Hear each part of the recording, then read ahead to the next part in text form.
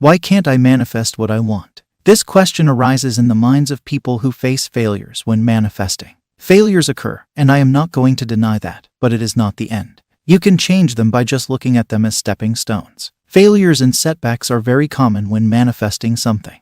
Almost everyone experiences them, but no one shares them with you on the internet. You can only find success stories. There are no stories related to failures. Well, there are reasons for that. I know you too have faced failures, and you might be finding ways to overcome them. If you are on the same path, then congratulations. In this video, I have answered all your questions, and by the end of this video, you will find practical ways to overcome these failures. You are new to manifestation. You were unaware of this power of creation for a long time. Earlier, you weren't aware of it, but over the past 2 to 4 years, you got to know about it, and it worked for you. Some things manifested quickly, while others took time, and then there were those that haven't become reality yet. There are reasons behind these unsuccessful manifestations, and I will uncover them one by one. Answers will appear in front of you. Some of you will discover them in the next 3 minutes, while others might get them after 6 minutes. But one thing is common, you will get the answers. Now, the first common reason that I have witnessed is about living in the past and attachment to the past. The majority of you live in the past. It is as if you have a romantic connection with the past. In your mind, you have a story about the past that you romanticize. You use words such as "I used to be good looking," "I used to have lots of friends," "I used to be a highly attractive person," or "I had lots of money." While all these statements might be true, they become a block when you are manifesting new things in life. For example, if you are manifesting friends and you keep on telling yourself a story that there was a time when you used to have lots of friends and you were the life of a party, you knew how to communicate, and it was damn easy for you to make connections and approach people, then, in a way, you are saying that now you don't have friends and you are just an introvert who can be easily replaced. You don't know how to communicate, and it is very difficult for you to approach people and make new connections. Now, you might be thinking that your old story doesn't have an impact on you. But it is very impactful. It is your dominant story, and it is your dominant assumption, and your dominant assumptions manifest in your reality. Whenever you say that you used to be like this or that, you are implying that right now you are not that. And whatever you are in the present moment is what manifests in your reality. Almost everyone is telling themselves a story of the past. They are attached to this story, they romanticize it, and then they wonder why nothing is changing in their reality. The second reason that I found that is very common is that people are stuck in their 3D reality. Now, what do I mean by 3D reality? Well, 3D reality is your three-dimensional world, and your current circumstances represent your 3D world. Now, being stuck in the 3D world simply means that you are too attached to your current circumstances. Your attachment to your current circumstances keeps you focused on your 3D reality, and you keep manifesting the same circumstances in your life. It is said that whatever you focus on grows. Whatever you are aware of manifests in your reality. Your attention manifests the circumstances of your life. So, when you are attached to your 3D reality, you are focused on it, and therefore you get what you are aware of. Manifesting is about focusing on scenarios that you want to experience in your reality through the conscious use of your imagination. When you move your attention away from your current scenarios to your desired reality, this is where things start working in your favor. This is when you start manifesting the desired circumstances in your life. Always remember that your present circumstances are your thoughts and beliefs from the past. Your thoughts and beliefs are creating the present circumstances of your life. So, it is essential to change these thoughts and beliefs in order to manifest the desired outcome.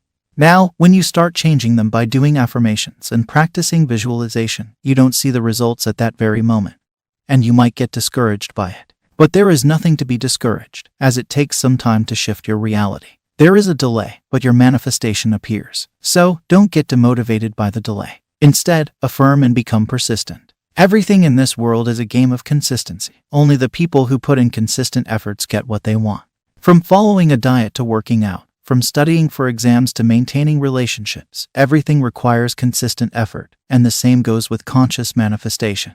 You have to become consistent with your imaginal acts, affirmations, and guided meditations, and then everything happens for you, and that too in a very short span of time. The third most common thing that I witness is self-identification with undesirable states of consciousness. Let me clarify this for you. There are some acquaintances of mine who refer to themselves as poor. Earlier in the college days, they used to do this as a joke, but even after a few years, they are continuing to do this. In my opinion, this makes them look at themselves in a certain manner. They identify themselves as poor, and this identification forms their beliefs, and these beliefs shape the way they look at reality, and their actions are based upon these beliefs. Self-identification is a crucial thing when it comes to manifestation. You might have heard about self-concepts. Well, they are the same as self-identification. You identify yourself with certain beliefs, and these beliefs shape the way you think, act, and feel. So, never focus on the state of consciousness that you don't want to become true for you. Because if you focus on undesirable states and continuously identify yourself with such states, then when it happens in your physical reality, you might regret doing it.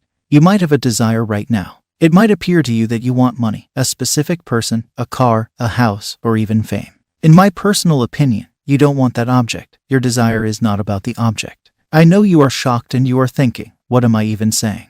Am I mad? Let me complete. You will have an eye-opening moment after I tell you what your desires are actually about. I personally believe that objects are the symbols that your desires create. When a desire comes to your mind, you start thinking about an object. You think that you want that object.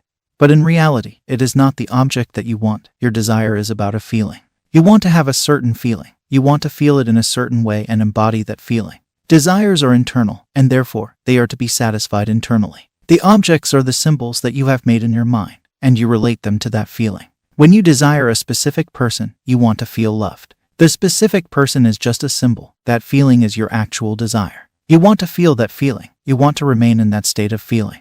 You have gotten that feeling from multiple people. Just analyze your past, and you will find that once you loved James, then you loved Joseph, and then it was Daniel. You got that same feeling of love, and you were all charged up at that particular moment, even though the people were different. Now you again have this desire. You want to feel loved, and you know a person named John. So, you want to manifest a specific person. Who is John? And John is the symbol that you have created in your mind.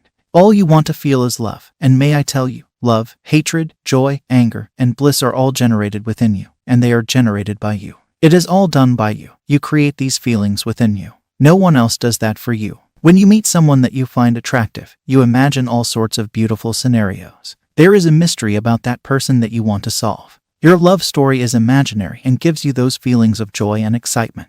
But as the relationship grows older, when people get married and have kids, the feelings that you have now are way different than when you first met that person.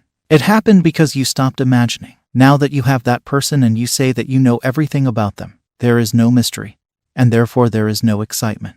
So, with the same symbol, the same person no longer gives you that feeling of love. That is why every material thing that you desire is just a symbol for a feeling. There is a feeling that you want to experience, and you think that it is an object that you want. That is why the phone you are holding right now does not give you the same level of happiness that you had when you first bought it. This is the reason why the car you own is not that special to you anymore. This is why the house that you built does not give you that level of joy that you felt before it was even built. Now, I am not at all saying that you cannot have material things. You should have them. You should manifest them. All I am saying is that these material things have a certain state of consciousness. When you enter this state of consciousness, or when you feel the feeling of the wish fulfilled, you enter this state. When it becomes your dominant state, then the thing that matches this state flows effortlessly into your life.